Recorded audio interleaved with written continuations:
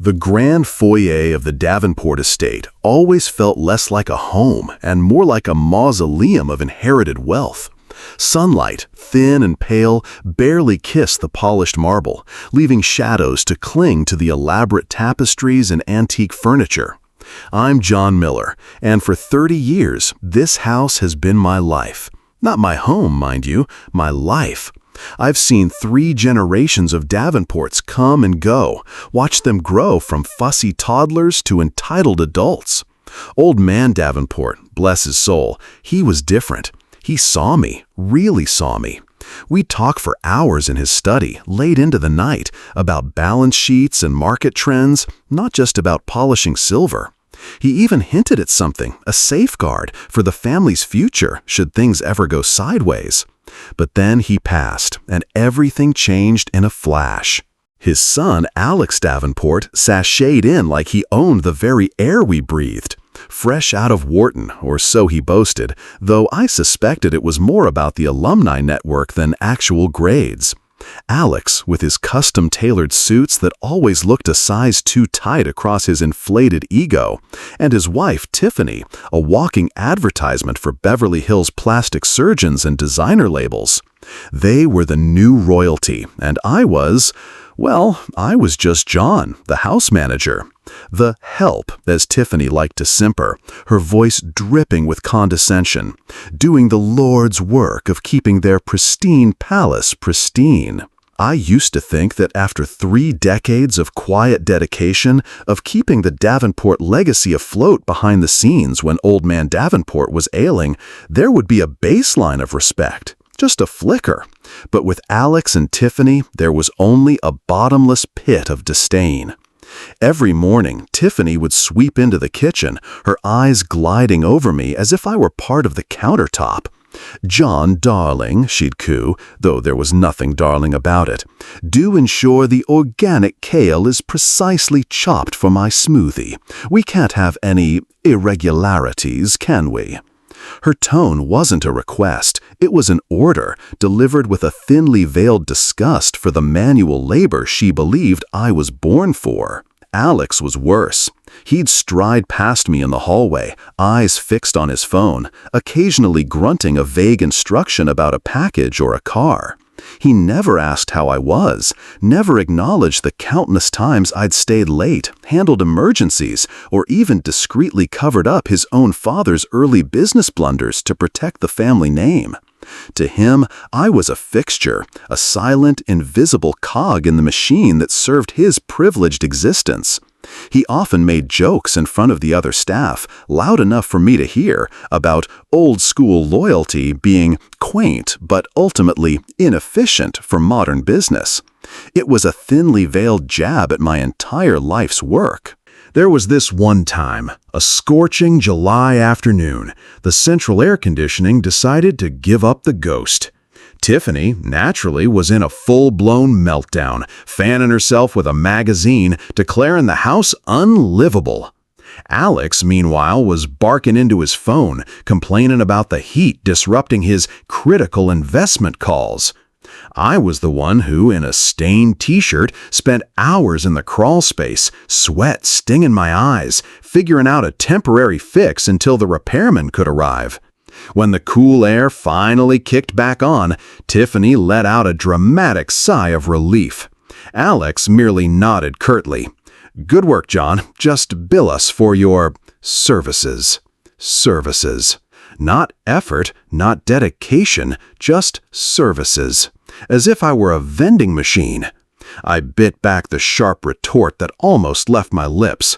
I'd learned long ago that words were wasted on those who saw only what they wanted to see.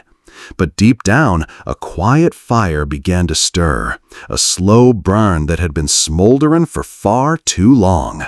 They had no idea who they were dealing with, not truly. And that, I knew, was my secret weapon. They saw an old man, a servant. They never saw the steel behind the quiet eyes, and they certainly didn't see the silent storm brewing. The insults kept coming, like relentless drips from a leaky faucet, slowly eroding what little patience I had left. It wasn't just the words anymore. It was the casual cruelty, the deliberate attempts to make me feel small, obsolete. Alex and Tiffany had started this new kick, talking about streamlining operations and cost-saving measures, which was just corporate jargon for cutting corners wherever they could. And guess who was on the chopping block? Not their endless supply of artisanal coffees or Tiffany's weekly Botox appointments, but the benefits for the longtime staff. Old Mrs. Henderson, the groundskeeper's wife, who'd been battling cancer, suddenly had her medical fund reviewed, threatened with reduction. Mr. Davies, the chauffeur, a man who'd driven 3 generations of Davenports, had his retirement package reevaluated. My blood boiled, but I kept my face as blank as a freshly polished mirror. I knew they watched me, looking for a reaction, a flicker of defiance they could squash. I gave them nothing, just a polite nod, a murmured, "As you wish, sir." Inside, though, a different conversation was brewing. I used to think maybe they were just young, foolish, blinded by their privilege. That perhaps, deep down, they still held a flicker of the values old man Davenport had tried to instill. But that hope died on a crisp October morning, right in the heart of the estate's sprawling sunroom. Alex had called a staff meeting, a rare occurrence, usually reserved for him to announce some new absurd mandate. This time, he was holding a framed certificate, one I knew intimately. It was a modest thing, an old oak frame around a parchment with elegant calligraphy, recognizing my dedicated and loyal service to the Davenport family. Old man Davenport had presented it to me himself, with a genuine smile and a firm handshake, just a few months before he passed. He'd told me, "John, this isn't just paper. This is what truly built this empire. The quiet, unwavering commitment behind the scenes." It was the only tangible recognition I had ever received, a symbol of a bond I truly valued. The hold held it up between 2 fingers, as if it were contaminated. "Look at this," he sneered, a smirk playing on his lips, totally devoid of humor. Tiffany, beside him, let out a delicate, manufactured giggle. "Isn't it charmingly antiquated?" Alex then turned to me, his eyes cold, devoid of any warmth. "John, with all due respect to antiquated sentiment, this is precisely the kind of sentimental fluff that bogs down a modern enterprise. It's cheap, it's worthless, it doesn't translate to market value, does it?" He then looked at the other staff, some of whom looked down, uncomfortable, while others, Marcia included, offered a faint, sycophantic chuckle. "Effective immediately," he continued, his voice hardening. "We're restructuring. Your services, John, will be retained, but at a rate commensurate with the actual market value of housekeeping. And if you have a problem with that, if you can't align with our new, leaner vision, then frankly, you're welcome to seek employment elsewhere." He paused, letting the words hang in the air, a deliberate blow aimed directly at my dignity, at the very core of my self-worth. My hands, usually so steady, twitched slightly. For a split second, the polished marble floor seemed to tilt. Worthless. The word echoed in my mind, a blunt instrument striking at decades of quiet sacrifice, of nurturing a family and a fortune that wasn't even mine. Old man Davenport's face, kind and trusting, flashed before my eyes. He had confided in me, trusted me with secrets about the family finances, about Alex's own youthful recklessness. He had asked me to safeguard things, to be the unseen pillar. And now, his son was spitting on that trust, on my very existence within these walls. "Is that clear, John?" Alex prodded, a challenge in his tone, waiting for me to break, to show weakness. I met his gaze, my eyes, I hoped, betraying nothing but a calm acceptance. My face remained impassive, But beneath the surface, something shifted. The quiet fire I mentioned earlier, it wasn't just stirring anymore, it was blazing. It was a cold, furious heat that hardened my resolve. I had kept their secrets. I had protected their name. I had even, unbeknownst to them, managed certain financial assets that were now crucial to their current lifestyle, as per Old Man Davenport's dying wish. But enough was enough. This wasn't just about disrespect anymore. This was about principle. This was about honoring the memory of a good man and reclaiming my own dignity. The game, I realized, had just changed, and they had absolutely no idea they were even playing. My response was simple, uttered with a quiet intensity that only I truly understood. Perfectly clear, Mr. Davenport. Perfectly clear. I turned and walked away, not in retreat, but with the measured steps of a man who had just decided to move mountains. That night, after the sun had dipped below the Connecticut hills and the sprawling Davenport estate was cloaked in a silence as thick as the dust on Tiffany's neglected antique books, I finally let the mask slip. The calm acceptance I'd shown Alex and Tiffany dissolved into a quiet, simmering fury. Worthless, he'd called it. My dedicated service, the years I'd poured into this family, into this very house, dismissed with a flick of his entitled wrist. But what he didn't know, what none of them knew, was the depth of what worthless truly was. And I was about to show them. My first move was to cut the strings. You see, Old Man Davenport, a shrewd operator despite his gentle demeanor, had a secret. He knew Alex was a liability, prone to impulsive decisions and flashy, ill-advised ventures. Before he died, he'd set up a series of discreet, interlocking trusts and investment portfolios designed to safeguard the family's true wealth hidden from Alex's reckless hands. And he'd entrusted me, John Miller, his unassuming house manager, with the keys to the kingdom. He taught me, over late-night coffees and whispered conversations in his study, the intricacies of the market, the art of strategic long-term growth. "John," he'd said, his voice raspy in his final days, "you understand value. Not just market value, but true value. Protect what matters. And if he ever forgets where he came from, remind him, gently but firmly." Gently was no longer an option. I spent the next few weeks meticulously, almost obsessively gathering my ammunition. Not a single document was out of place in my small, cluttered attic room, a space they never dared to venture into, probably assuming it was filled with cobwebs and forgotten memories. Instead, it was my war room. Old ledgers, meticulously kept records, digital files on a secure, encrypted laptop I'd bought years ago, a relic from my other life before I came here.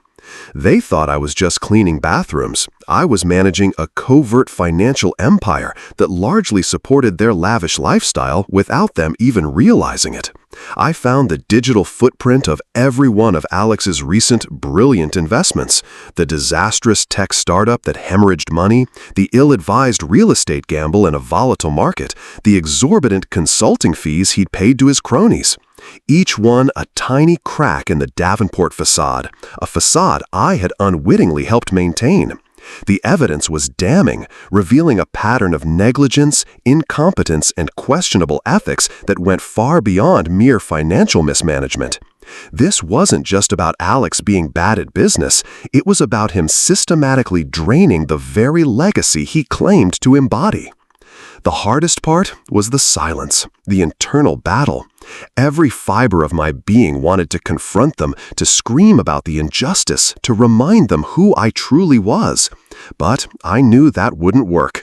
That was their game. My game was precision. My game was patience. My game was calculated demolition, brick by agonizing brick. I remembered Old Man Davenport's words. True power, John, isn't about how loud you shout. It's about how quietly you move the pieces on the board. I had to move the pieces. For him, for his legacy, and for myself. The emotional toll was heavy, though. There were nights I barely slept, the scent of lavender furniture polish replaced by the metallic tang of old legal paper. I'd wake up in a cold sweat, replaying Alex's sneering face, Tiffany's patronizing giggle. But then I'd look at the framed photo on my bedside table, a grainy, faded picture of me, much younger, shaking hands with old man Davenport, both of us grinning after we'd closed a particularly tricky deal that saved the company from a hostile takeover. That picture, that memory was my fuel. It reminded me what I was fighting for, not revenge, but justice, and a profound, deeply personal respect that had been so casually trampled upon. The day I sent that email, my hand didn't tremble, not even a little. It was a simple, clinical message delivered from a burner account I'd set up years ago, untraceable like a ghost in the machine. It informed Alex and Tiffany that, effective immediately, their access to the family discretionary funds, the very trusts old man Davenport had secretly put under my custodianship, was terminated. Permanently. Attached was a concise, unsparing preliminary report detailing the financial hemorrhaging caused by Alex's recent, brilliant ventures. No accusations, just cold, hard numbers.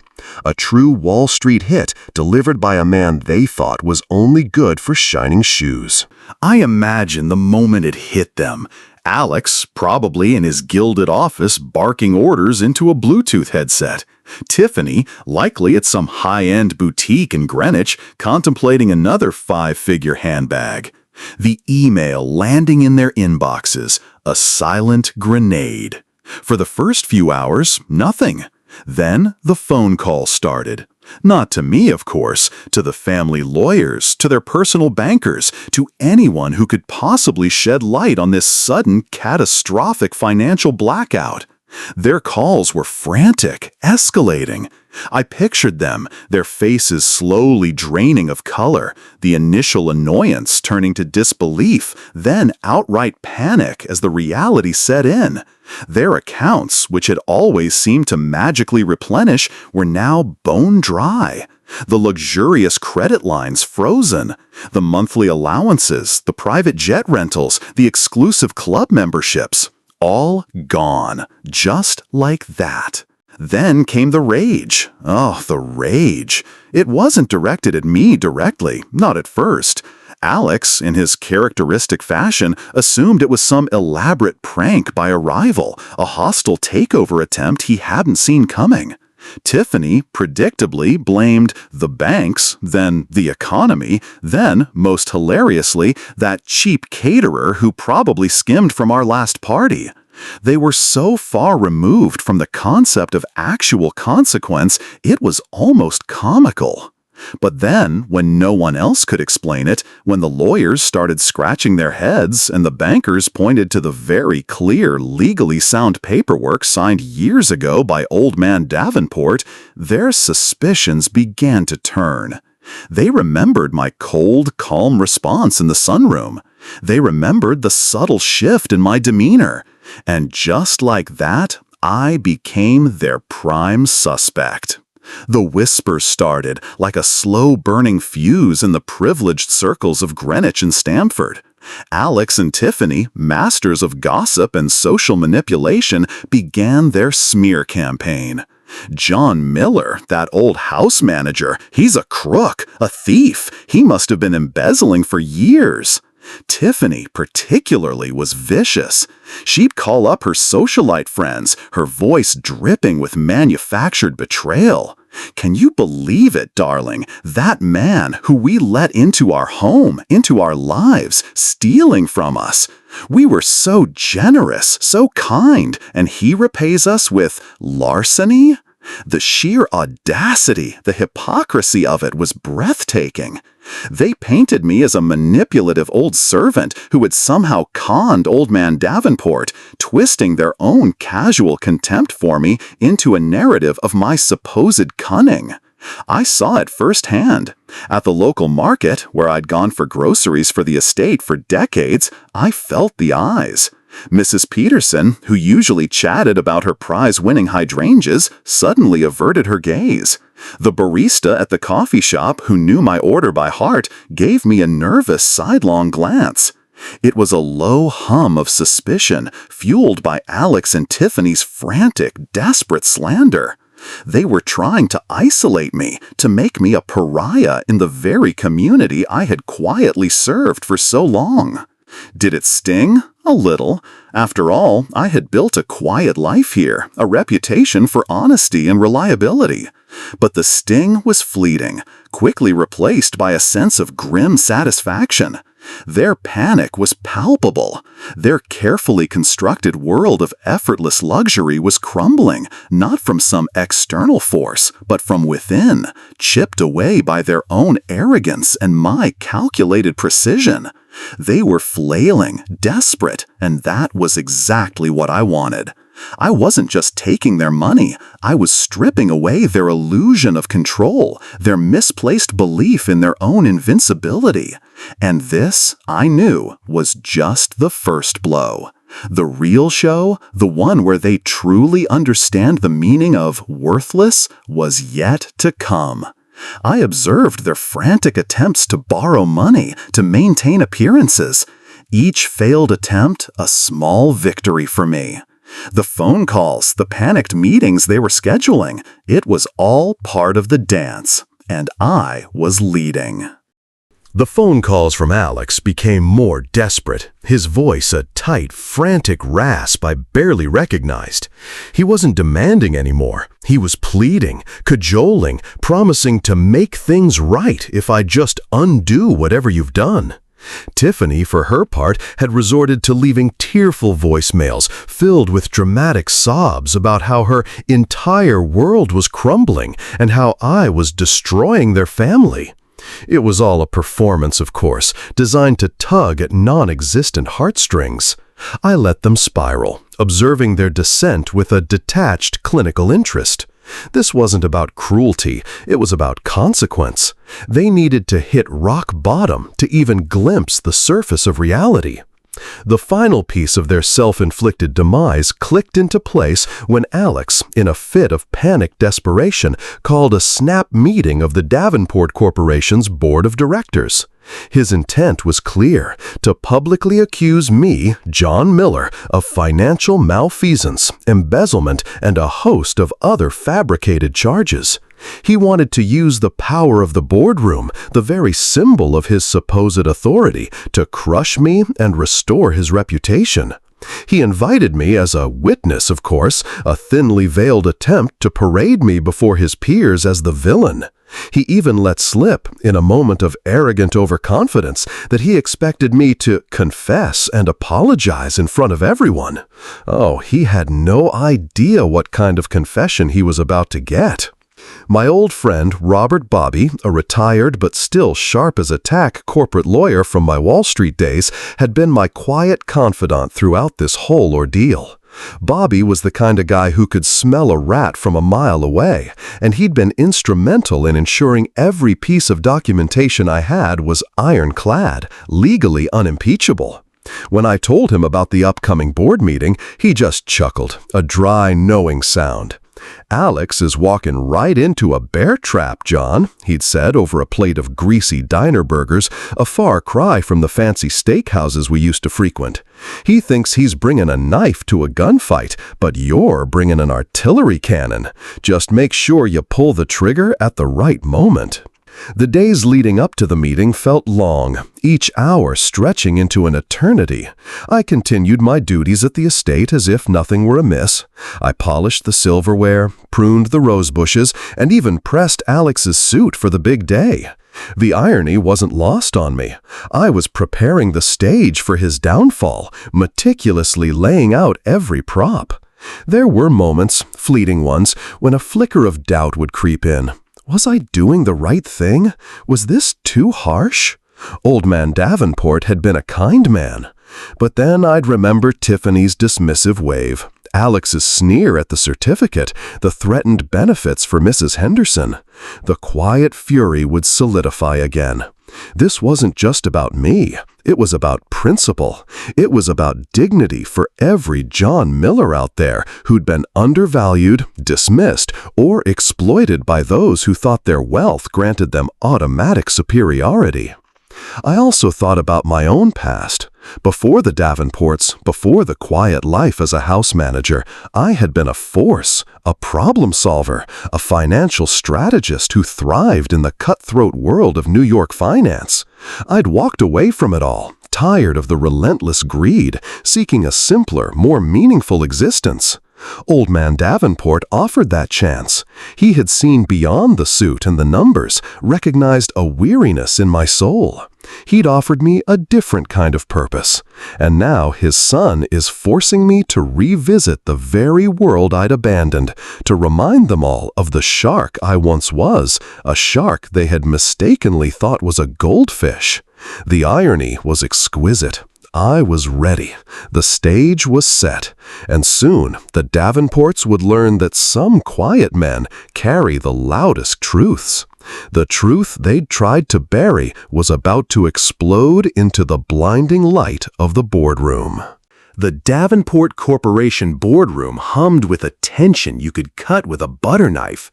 The mahogany table, usually a stage for corporate back-patting, felt more like a guillotine.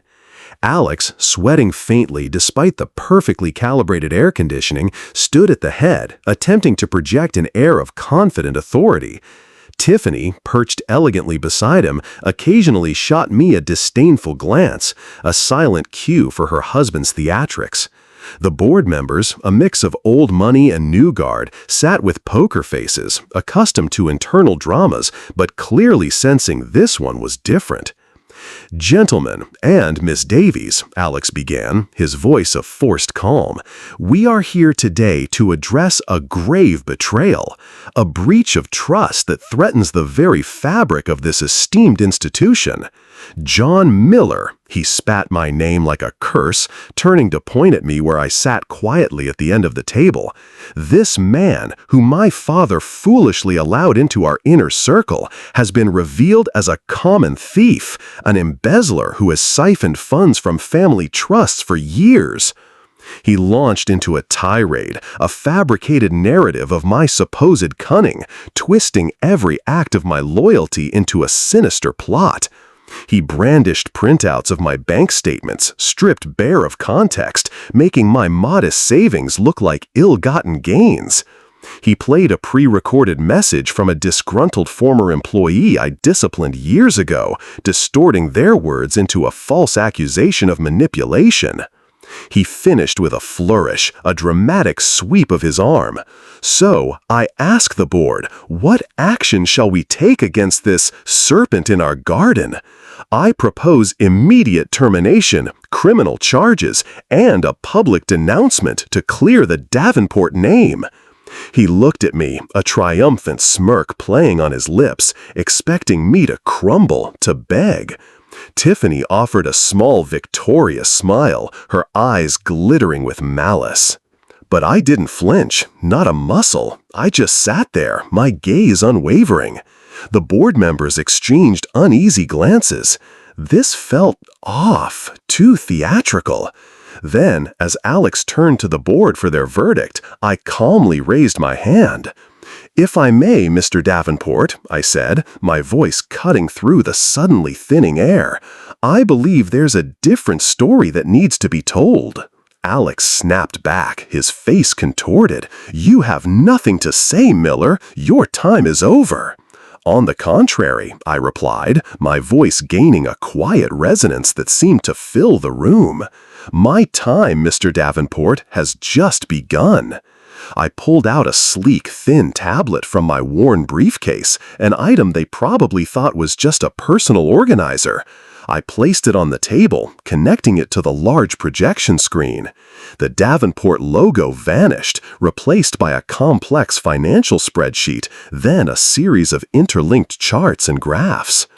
"For 30 years," I began, my voice steady, conversational, "I have been known as John Miller, the Davenport family's loyal house manager. What many of you do not know, what you, Alex, certainly do not know, is that before I came to this estate, I spent 20 years in New York City, first as an analyst, then as a senior financial strategist for one of the largest hedge funds on Wall Street.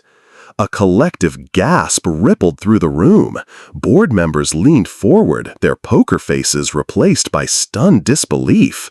Alex's jaw went slack. Tiffany's perfectly manicured hand flew to her mouth. And for the past 15 of those 30 years, I continued, gesturing to the screen with a laser pointer, at the explicit request of your father, Old Man Davenport, I have not only managed but substantially grown the family's true wealth, the discrete trusts and investments that have quietly underpinned this company's stability. I clicked, and on the screen appeared a detailed, ironclad report, complete with audited figures and legal timestamps. It outlined how the vast majority of the family's assets, the ones Alex thought he controlled, were actually managed by me, under a perfectly legal, albeit highly confidential, agreement with his late father. Your lavish lifestyle, Alex, Tiffany, I said, my gaze sweeping over them, has been sustained by funds you didn't even know existed, funds I cultivated and protected, often diverting resources away from your less fortunate ventures. Then came the real hammer blow. Furthermore, I stated, clicking to another slide, my analysis of Mr. Alex Davenport's recent executive decisions reveals a pattern not of aggressive growth, as he so often boasts, but of reckless speculation, gross mismanagement, and nearly $500 million in verifiable losses over the last 2 years alone. Losses that would have crippled this company entirely had it not been for the very trusts I managed, the trusts he now accuses me of stealing from. I showed them the contracts Alex had signed, the shell companies he'd invested in, the abysmal returns. It was all there, laid bare. The room erupted. Whispers, gasps, the frantic rustle of papers. Alex, who had been standing, slowly sank back into his chair, his face ghostly pale, his eyes wide with a horrifying realization. He looked at Tiffany, who was now openly staring at him with a mixture of terror and disgust. Their carefully constructed world, built on inherited privilege and a false sense of superiority, shattered into a million pieces right there on the boardroom floor. The chairman of the board, an old stoic man named Mr. Harrington, cleared his throat. "Mr. Miller," he said, his voice laced with awe, "are you suggesting that you are the legendary shadow investor who saved this company from bankruptcy back in '08, the one your father always spoke of in hushed tones?" I met his gaze, a ghost of a smile touching my lips. "I prefer to be called John, sir, just John." The silence that followed was deafening, broken only by Alex's ragged breath. He tried to speak, but no words came out. He was reduced to nothing but a shell, his arrogance stripped bare. Tiffany, sensing the irreversible shift, recoiled from him, her carefully constructed facade crumbling as the board members turned their gazes not to me with suspicion, but to Alex with utter contempt. The sweet satisfaction of watching their faces, the dawning horror in their eyes, was more fulfilling than any amount of money. This wasn't just justice, it was a reckoning. And they were finally, truly seeing me. Not as the old house manager, but as the architect of their sudden, brutal reality. The fallout from that boardroom meeting was immediate and brutal. For Alex, it was like watching his entire carefully constructed mansion collapse in slow motion. The news hit the financial wires faster than a Wall Street rumor, complete with leaked snippets of the board meeting's transcript painting him as the incompetent, reckless heir. The Wall Street Journal ran a scathing expose titled "Davenport's Golden Boy, More Rust Than Gleam." His phone, once a constant buzz of calls from eager investors and fawning associates, fell silent.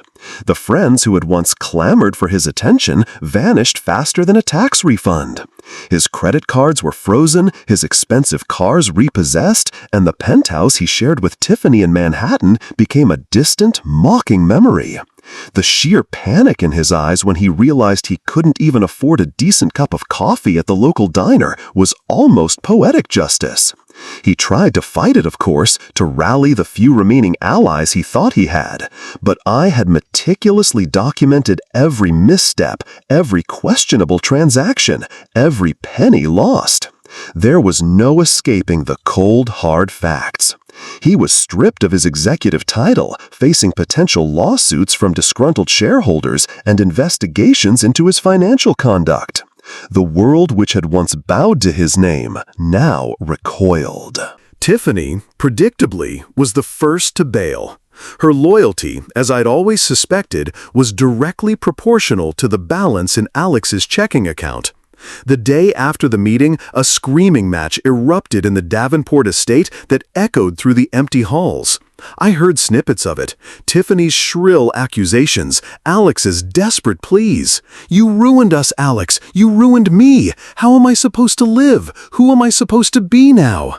She didn't care about the company, about the legacy, or even about Alex himself.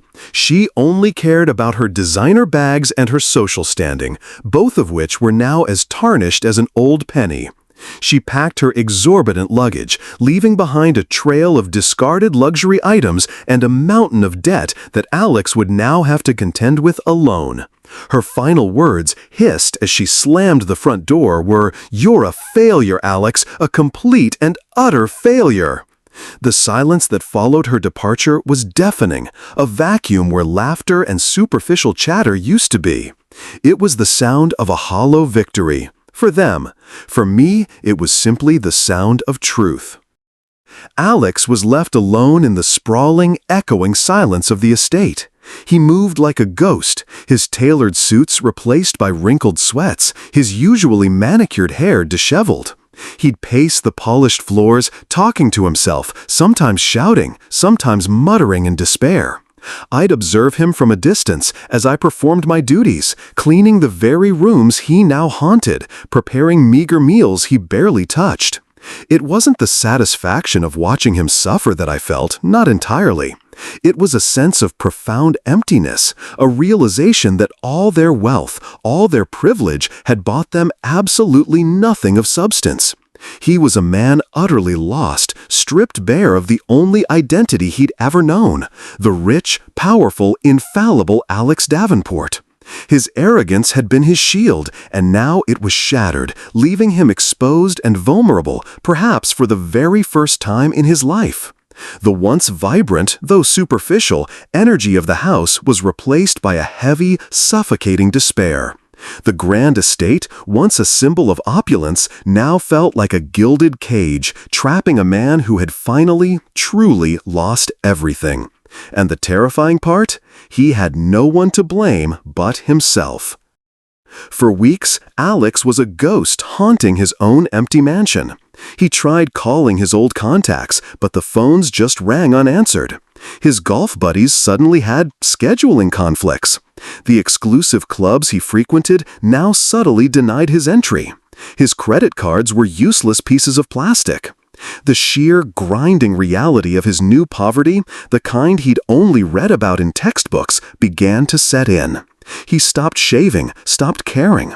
The once impeccable suits lay crumpled in a heap on his bedroom floor. I'd watch him, sometimes, from the kitchen as I brewed my morning coffee, seeing him stare blankly out at the sprawling manicured gardens, a place he now truly owned only in name. The house, which had once been his stage, was now his prison. The initial rage, the disbelief, slowly began to give way to something far more insidious, gnawing regret. I saw it in his eyes, the hollow look as he picked at a meager meal. He'd start to pace, muttering under his breath, not about me, but about missed opportunities, about his father. I could almost hear the gears turning in his head, slowly, painfully.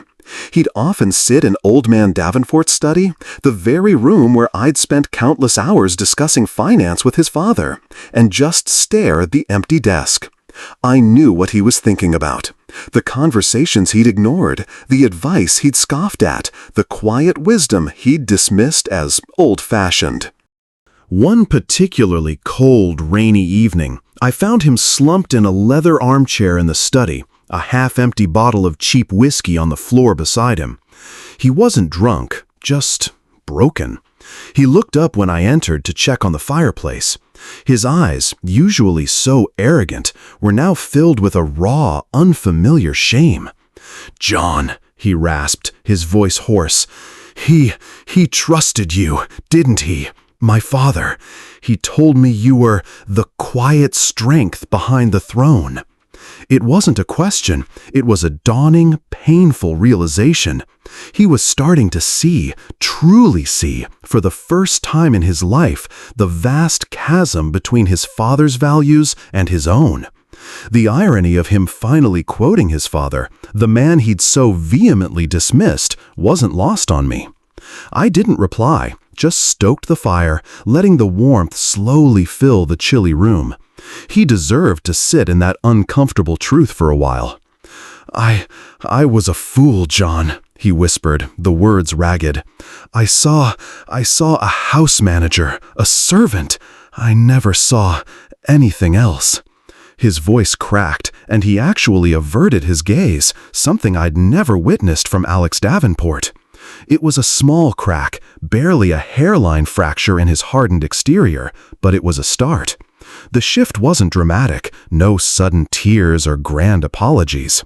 It was a subtle, almost imperceptible softening, the first hint of humility from a man who had known nothing but pride. Then, a few days later, a short, almost cryptic email landed in my burner account. The sender was Alex. The subject line, "Regarding everything." I opened it with a mix of anticipation and trepidation. It wasn't a demand. It wasn't an excuse. It was barely 5 sentences, but each word was painstakingly chosen. "John," it read, I apologize for everything, for my arrogance, for my disrespect, for what I called your dedication. My father, he saw something in you that I was too blind to see. I was wrong, truly. I regret everything. I don't expect forgiveness, just I needed you to know." There was no plea for help, no request for money, just a raw, unvarnished confession of remorse. It wasn't the kind of apology you read in a movie, but it was Alex Davenport's apology. And coming from him, it was monumental. It was the first shaky, utterly terrifying step he'd taken into the unfamiliar territory of true humility and self-reflection. And for the first time in a long time, I felt a flicker of something other than grim satisfaction. It was something akin to hope.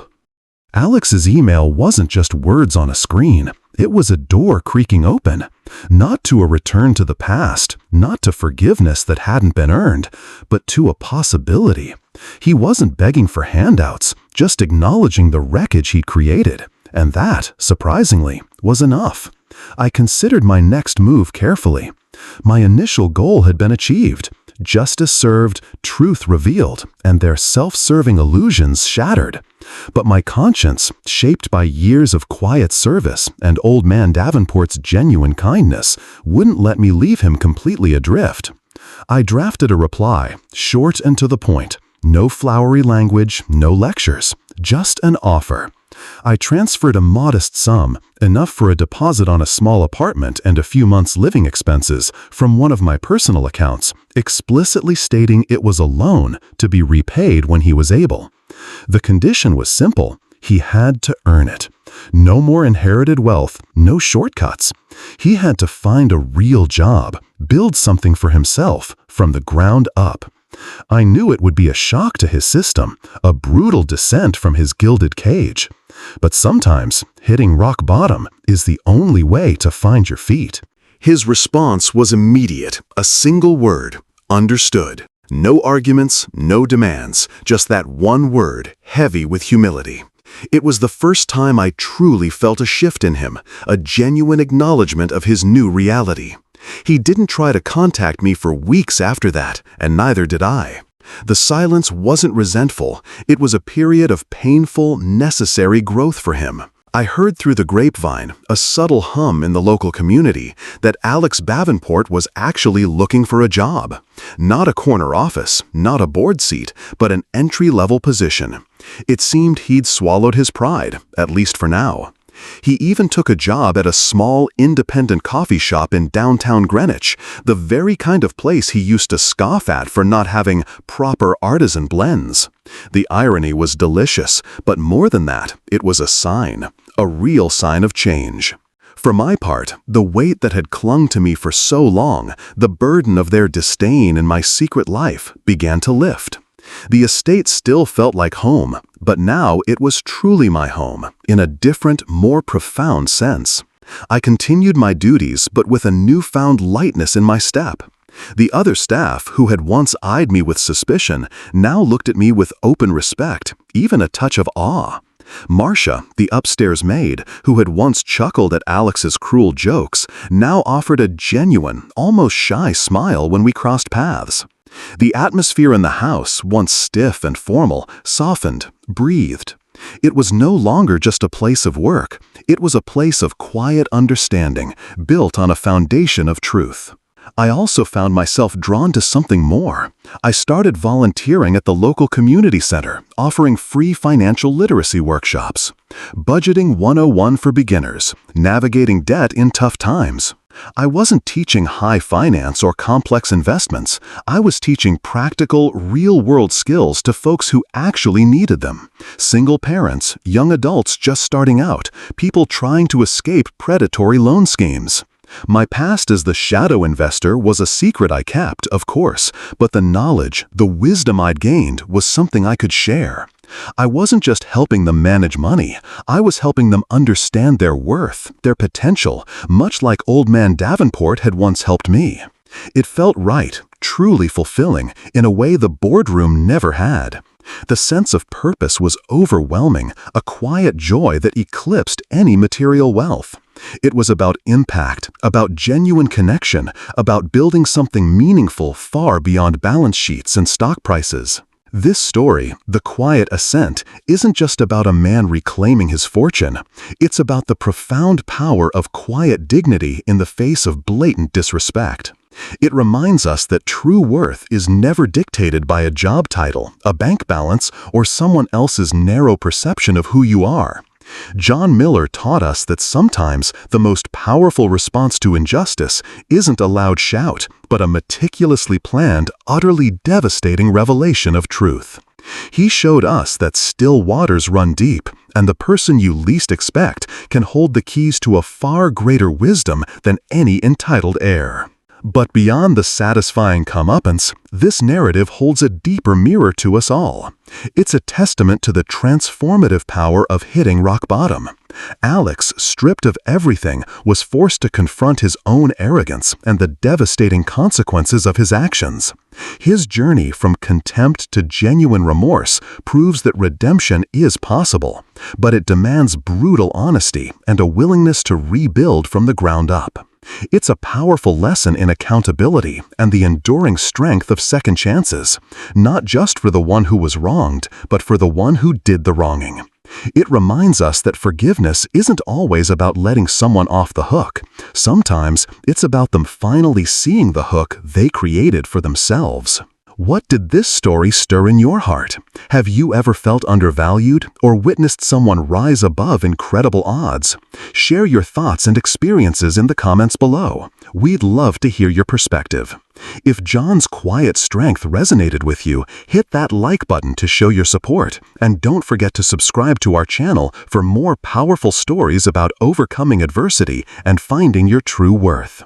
May your path be filled with quiet strength and the courage to see the truth always.